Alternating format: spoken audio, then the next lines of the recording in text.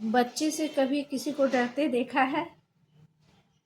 बच्चों के बारे में सोचना, उसकी कल्पना करना, आसपास छोटे बच्चे को देखते ही असहज सी स्थिति हो जाना, बहुत ज़्यादा घबराहट, डर, बेचैनी। क्या ऐसा कोई किसी को आपने देखा है? ये भी एक समस्या है, एक मनोवैज्ञानिक समस्या है, जिसे पीडोफोबिया के नाम से जाना जाता है। फोबिया में स्पेसिफिक फोबिया होती है कुछ खास चीज़ों से। स्पेसिफिक फोबिया में से एक है पीडोफोबिया। ये जो शब्द है पीडो और फोबिया, ये ग्रीक शब्द से दो ग्रीक शब्दों से मिलकर बना है। पीडो मीन्स बच्चा और फोबिया मीन्स भय। यानी शब्द के दृष्टिकोण से देखा जाए तो एक ऐसा भय जो बच्चों या छोटे बच्चों से रिलेटेड है, उसे पीडोफोबिया कहा जाता है। यह जानना बहुत ही मुश्किल है कि यह फोबिया किसको है किसको नहीं, क्योंकि बहुत सारे ऐसे भी लोग हैं जो पीडोफोबिक होते हुए भी उन्हें खुद ही नहीं पता होता है कि उन्हें इस प्रकार की समस्या है, और आम लोगों के बीच रहते हुए वो बिल्कुल आम से जिंदगी जीते रहते हैं। तो भीड़ में से उनको ढूंढ पाना बहुत मुश्किल है। लेकिन कुछ स्पेसिफिक साइट होते हैं, कुछ ऐसी चीज़ें होती हैं जिसके आधार पे यह पता किया जा सकता है कि सामने वाला बंदा पीडोफोबिक है।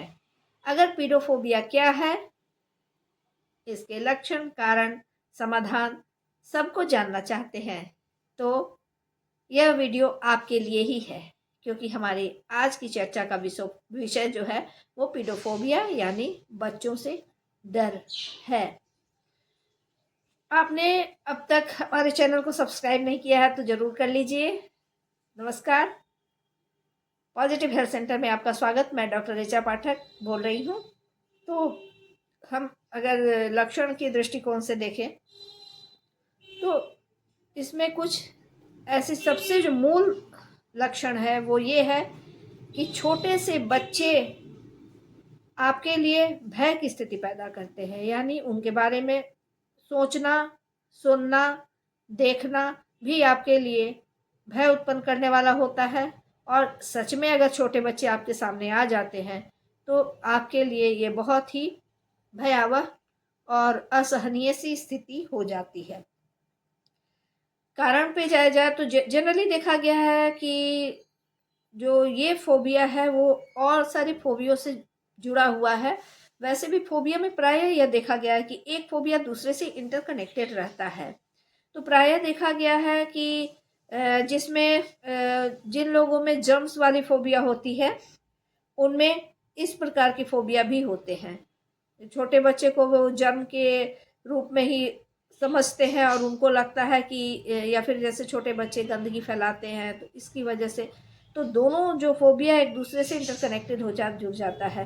कई बार किशोर से संबंधित फोबिया भी इससे जुड़ा हुआ होता है। ओसीडी के जो मरीज होते हैं उनमें भी इस प्रकार के फोबिया विकसित हो जाते हैं, क्योंकि ओसीडी में थॉट ऑफ कंटामिनेशन होता है और छोटे बच्चे जैसे उनको शौच क्रिया करवाना या वो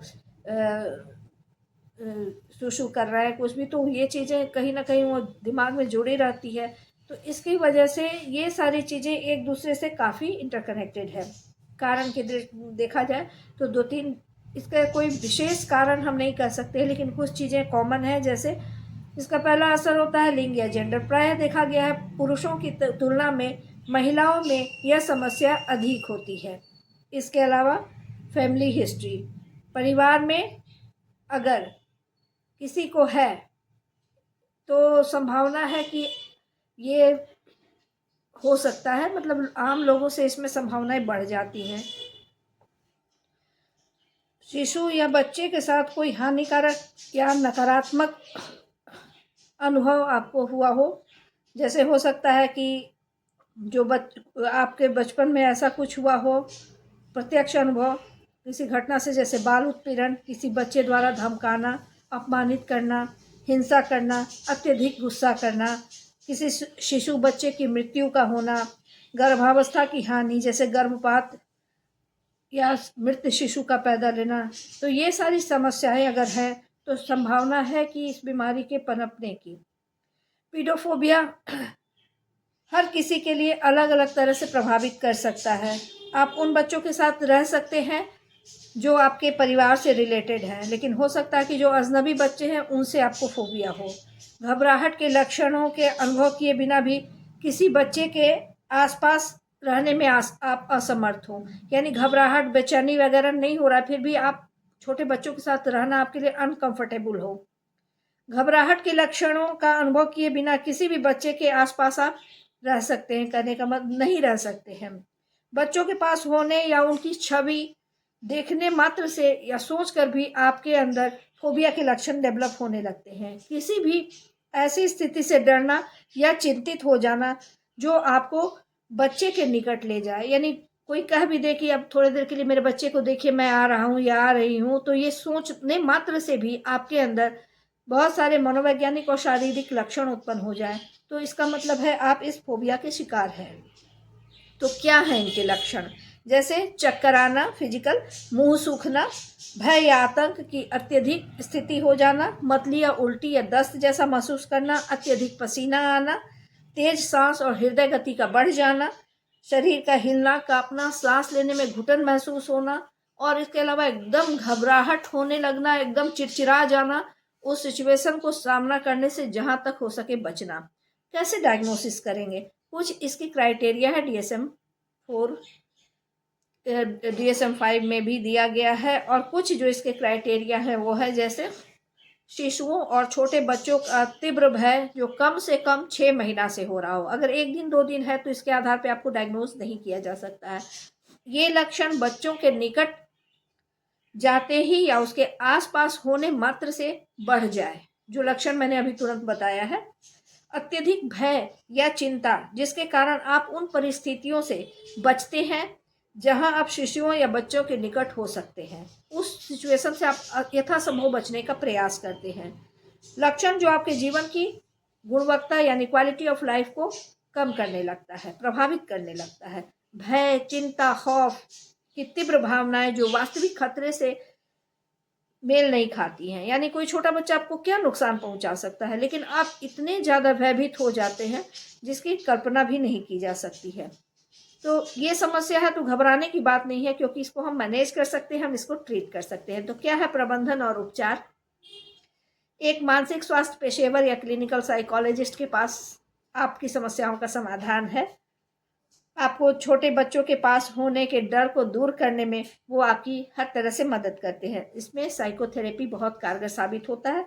साइकोथेरेपी में भी जो नंबर 1 में आता है एक्सपोजर थेरेपी या डिसेंसिटाइजेशन मेथड, प्रायः फोबिया का ट्रीटमेंट इससे काफ़ी फ्रूटफुल होता है। इसके द्वारा क्या किया जाता है, आप धीरे धीरे बच्चों से जुड़ी छवि या स्थितियों के संपर्क में आकर शिशुओं और छोटे बच्चों के प्रति अपने डर का सामना करना सीखते हैं। इसका लक्ष्य क्या होता है? बार बार एक्सपोजर के माध्यम से आपको उस डर के प्रति असंवेदनशील कर दिया जाता है, और इस विशिष्ट फोबिया वाले अधिकांश लोगों में एक्सपोजर थेरेपी काफ़ी लाभदायक पाया गया है।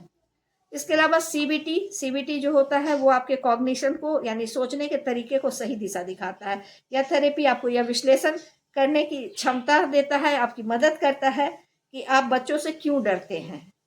सीबीटी उस दर्दनाक घटनाओं को संबोधित करने में आपकी मदद करता है जो आपका कारण है, और आपको जब कारण का पता चल जाता है कि मेरे साथ ऐसी बातें हुई थी, इसकी वजह से मेरे अंदर भय उत्पन्न हो गया है, तो आप धीरे धीरे रेशनलाइज करके उस फोबिया से लड़ना और उस पर विजय पाना सीख जाते हैं। इसके अलावा सीवियर कंडीशन में दवाओं का उपयोग होता है, जैसे एंटी डिप्रेसेंट, एंजियोलाइटिक। ये आपके तनाव और मनोवैज्ञानिक समस्याओं के जो लक्षण हैं उसको दूर करने में मदद करता है, और जब आपके लक्षण दूर होते हैं तो आप इस सिचुएशन को अच्छे तरीके से हैंडल कर सकते हैं। इस फोबिया के साथ कुछ जटिलताएं होती हैं, जैसे बच्चों का अत्यधिक डर जो है वो समाज में आपका सर्वाइव करना मुश्किल कर देगा। आप बच्चों से बच के कहाँ तक जा सकते हैं, तो आपका जो दैनिक दिनचर्या है काफ़ी बुरी तरह से प्रभावित हो जाता है। इसलिए आपको अपने विशेषज्ञ, डॉक्टर, साइकोलॉजिस्ट की मदद लेनी ही चाहिए। और तब लेनी चाहिए जब आपके अंदर ये डर इतना बढ़ जाए कि पैनिक अटैक की तरह आने लगे, लगातार आपके अंदर चिंता बनी रहती है, आपके डेली रूटीन इससे पूरी तरह से डिस्टर्ब हो रहे हैं, आपके सारे फंक्शनिंग इससे डिस्टर्ब हो रहे हैं, डिप्रेशन के लक्षण आने लगे हैं, इसका मतलब है आपको विशेषज्ञ की मदद की ज़रूरत है। और शुरुआती तौर पे सेल्फ हेल्प के द्वारा आप अपनी समस्याओं का समाधान कर सकते हैं। कई बार देखा गया कि पीडोफोबिया और पीडियोफोबिया में कन्फ्यूजन होता है। पीडोफोबिया में एक्चुअल बच्चे से इंसान के अंदर डर पैदा होता है। पीडियोफोबिया में बच्चे से मिलती जुलती आकृति के जैसे डॉल, गुड़िया वगैरह, इससे डर होता है। ये दोनों फोबिया एक दूसरे से काफ़ी इंटरकनेक्टेड हैं। तो इस प्रकार के भय से आप ग्रस्त हैं या कोई आपके अपने नियरेस्ट एंड डियरेस्ट भय से ग्रस्त हैं, छोटे नन्हे प्यारे कोमल फूल से बच्चे से, तो ये बिल्कुल असामान्य प्रतिक्रिया है। इस पर आपको काम करना चाहिए और इस समस्या का समाधान करके आप अपने मानसिक स्वास्थ्य को कहीं बेहतर बना सकते हैं। मैं हमेशा इस तरह की उपयोगी और ऐसी चीज़ें आपको बताती हूँ जिसकी जानकारी शायद आपको नहीं होती है, या होती भी है तो उसके समस्या का समाधान कैसे करें आपको नहीं पता होता है। तो आपकी समस्याओं को मैं समाधान के साथ लेकर आती हूँ। उम्मीद है अगले वीडियो में मैं कुछ ऐसा ही उपयोगी चीज़ लाऊंगी। तब तक के लिए अपने शब्दों को विराम देती हूँ। आप सबसे इजाज़त चाहती हूँ। आपको अगर वीडियो अच्छी लगी हो तो लाइक कीजिए, शेयर कीजिए। धन्यवाद। नमस्कार।